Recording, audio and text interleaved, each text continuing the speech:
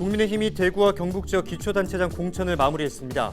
의성군수 선거에는 이영훈, 청송은 윤경희, 칠곡은 김재욱 예비후보가 공천을 받았습니다. 더불어민주당 대구시당은 당초 동구청장 후보로 단수 추천받았던 모 후보가 황당한 공약으로 논란에 휩싸이자 최근 재공모를 통해 후보를 교체했습니다. 선거를 앞두고 지역 발전에 대한 기대감도 높아지고 있습니다. 나는 유권자다에서 살기 좋은 지역을 만들기 위해 주민들은 어떤 것들을 바라고 있는지 들어봤습니다. 최근 6개월 동안의 경북 지역 누적 강수량이 평년의 67%에 그친 것으로 나타났습니다.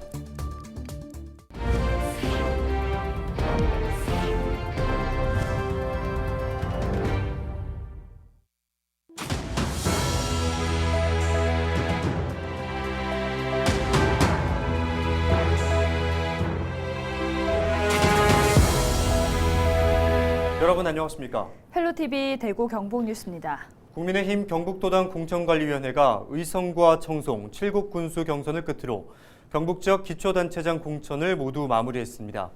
경선 결과 의성은 이영훈, 청송 윤경희, 칠곡 김재욱 예비후보가 최종 공천자로 확정됐습니다. 이에 앞서 영주시장 경선에서는 박남서 예비후보가 확정됐고 포항은 이강덕, 영덕은 김광열 예비후보가 경선에 승리했습니다. 더불어민주당 대구 동구청장 후보로 최완식 시당 정책위원회 부의장이 공천을 받았습니다. 당초 민주당은 남원환 예비후보를 단수 추천했지만 남 후보의 공약 내용을 놓고 논란이 일자 재공모를 진행했고 지난 6일 저녁 최 부의장의 공천을 발표했습니다. 신체 장애 등으로 거동할 수 없는 사람은 10일부터 14일까지 거소투표 신고를 하면 병원이나 자택 등에서 우편으로 투표할 수 있습니다. 거소투표 신고를 할 수 있는 선거인은 신체에 중대한 장애가 있어 거동할 수 없는 사람, 병원 요양소에 머물거나 교도소 수치소에 수감된 사람, 투표소와 멀리 떨어진 영내 또는 함정에서 오랫동안 생활하는 군인 등입니다. 또 감염병 예방법에 따라 코로나19 등 감염병으로 입원 중이거나 격리 중인 사람도 포함됩니다. 거소투표 신고를 하려면 구청이나 시군청, 읍면사무소와 동주민센터에서 신고서 양식을 받거나 선관위 또는 지자체 홈페이지에서 신고서를 내려받은 뒤 작성해 우편 또는 방문 접수하면 됩니다.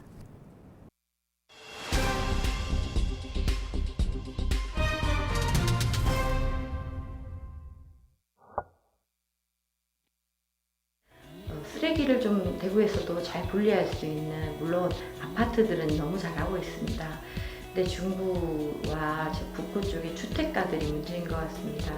페트병은 무슨 요일날 내놓으라는 그런 현수막가 많이 있습니다. 그렇지만 하나도 지켜지지 않고 그냥 무더기로 쌓여 버려지는데 주민들은 그 아무데나 버려지고 쌓여가는 쓰레기를 보고 주말에는 또 버려지는 게 쌓여 있고 공무원들이 오시는 시간만 채워지고 놀고 있는 일손들, 그리고 꼭 할머니 할아버지들에게 기회를 드릴 수 있게 그분들이 아침에 조끼를 입고 집게를 들고 나와서 같이 쭉 걸어다니면서 잠들공처를 줍고 계시지만 가끔은 시간을 정해서 쓰레기 분리 시설을 만들고 거기를 지키고 관리해 주는 것들이 좀 필요하다고 보여집니다. 대구 외곽순환도로가 개통했는데 도심 교통 체증이 줄어들었다고 느껴지진 않습니다. 사람들이 익숙한 길로만 다녀서 그런 것 같은데 개통 여부라든지 구간이 어떻게 되는지도 알려서 외곽순환도로를 이용하는 시민이 많아져 출퇴근 교통 체증을 해소할 수 있었으면 좋겠습니다. 제가 여기 광천시장에 들어온 지 2009년부터 2022년 현재까지 계속 문화사업과 관련돼서 지금 집을 같이 여기 두고 활동을 하고 있습니다. 근데 정말 많은 분들이 불편해하는 부분들이 골목골목에 같은 자리에 땅을 파기를 한 1년에 4-5번 이상을 파게 됩니다. 이유는 한 번은 가스 공사, 한 번은 상하수도 공사, 또 한 번은 온갖 공사들이 그 부처별로 달라서 계속 벽돌을 들고 땅을 팠다가 다시 덮고 이런 공사를 한 달 건너 한 번씩 하는 걸로 여겨질 정도로 작게 느껴집니다.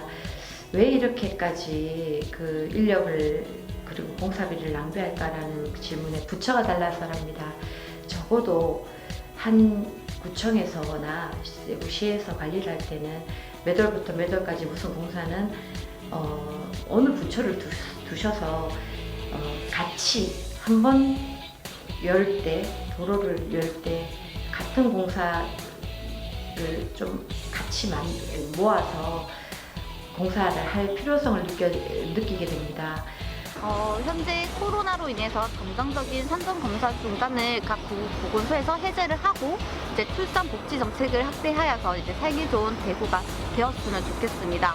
예를 들자면 출산 지원금 확대나 예비 부모 프로그램 등 대구시 자체적에서 이제 전문적으로 조금 더 출산율을 높이기 위한 복지 정책이 강화되면 대구시에서 발전이 오지 않을까 생각이 듭니다.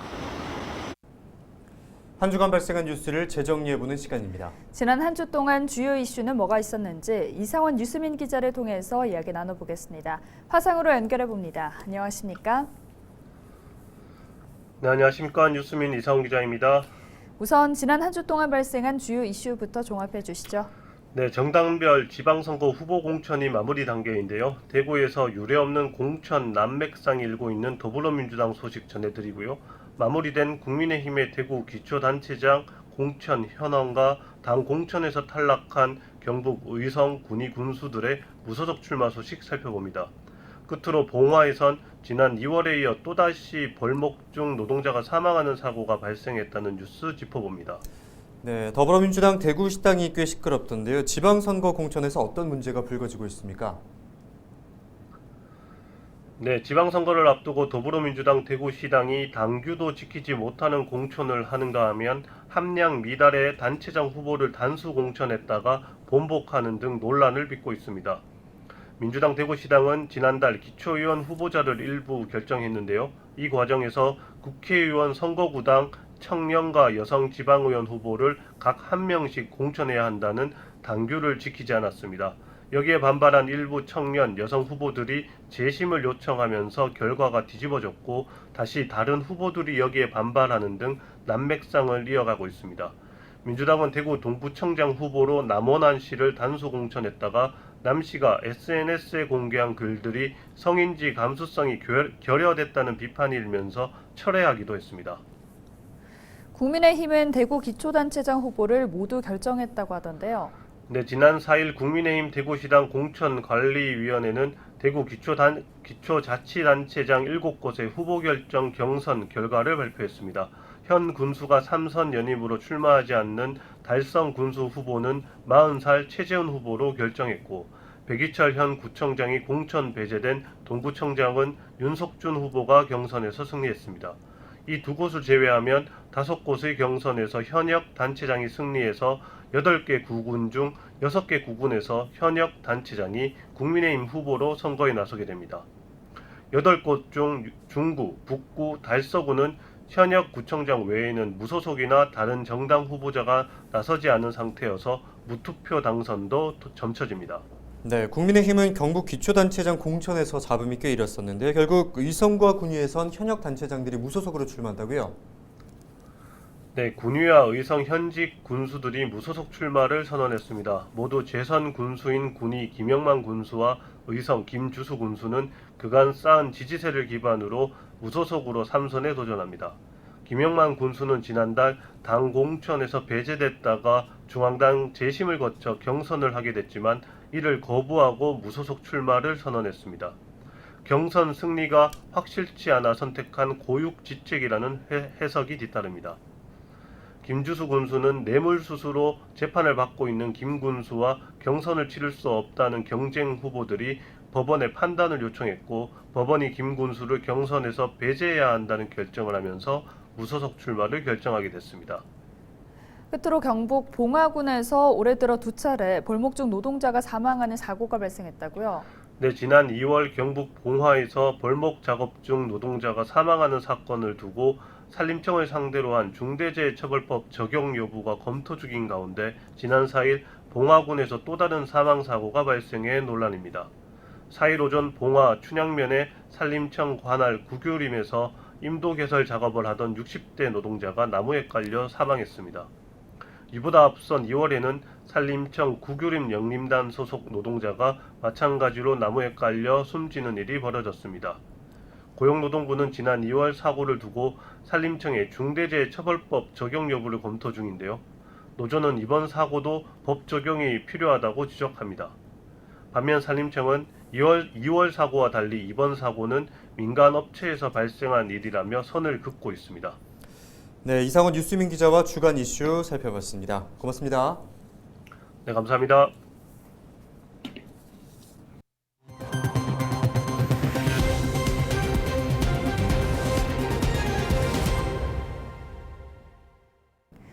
우리 지역 유권자들은 어떤 공약을 원할까요? LG헬로비전이 소셜미디어를 통해 받은 주민들 의견입니다. 하나씩 소개해드리겠습니다. 먼저 아이들의 행복한 도시를 만들어달라는 얘기가 있었는데요. 아이들이 마음 놓고 뛰어놀고 행복하게 자랄 수 있도록 든든한 지원을 부탁드린다고 의견을 남겨주셨습니다. 또 대구 수성구 고산에 있는 군부대 빨리 이전해야 한다는 의견도 있습니다. 지역 개발을 위해서 확실하게 이전을 마무리 지어야 한다는 말씀해 주셨고요. 또 단순한 인센티브가 아니라 생산적이고 지역의 미래 발전을 생각한 인구 유입책이 필요하다는 희망 공약도 있었습니다. 여러분의 주신 의견들을 소중히 모아 지방선거 후보자들에게도 전달하고 있습니다. 비전 2022 지역의 희망을 6월 1일 LG헬로비전 지역 채널 개표 방송도 많은 관심 부탁드립니다.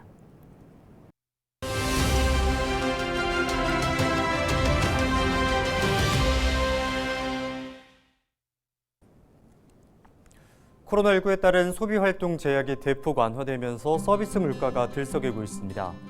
통계청이 발표한 지난 4월 개인의 서비스 물가는 1년 전보다 4.5% 올랐습니다.